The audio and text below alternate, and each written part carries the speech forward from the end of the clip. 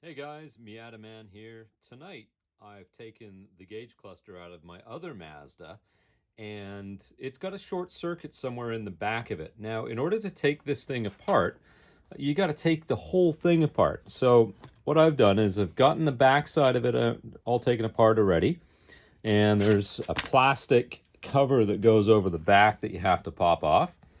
And then you got to pop the bezel out.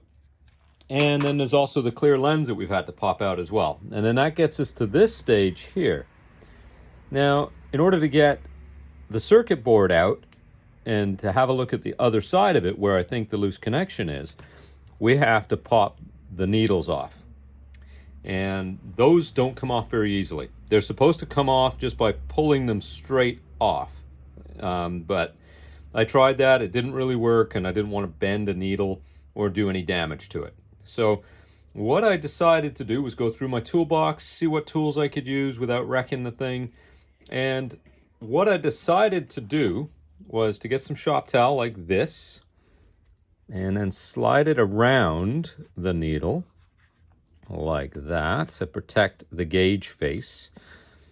And so once you get that on, then I thought, well, what can I do? So I thought, I'm going to go get a beer. I'm going to think about this for a few minutes. And while I was in the kitchen, I came up with the answer. 2 spoons. Spoons work really well for this. So what I basically had to do was gently go in from the sides, sort of slide the spoon in underneath each side, and then applying equal pressure to either side of the needle, just pry it off this way.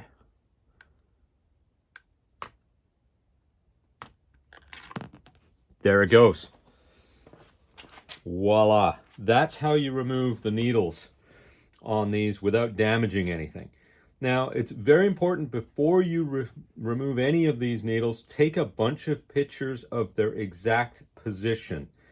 On the Mazda 5 that this came out of, when the car is off, everything's set to 0, or like you can see here, it's a little past empty and a little below the cold.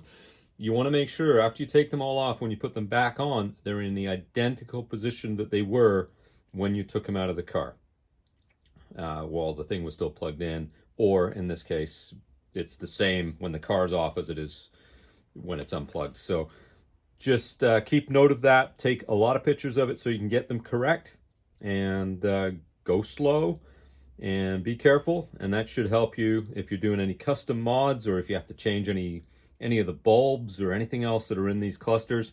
Or like in my case, I've got a short circuit that renders the car inoperable whenever it's not working. So there you go, guys. Hope that helps you guys out. Let me know if you have any questions. Hit the like button, subscribe to the channel. There'll be more videos soon.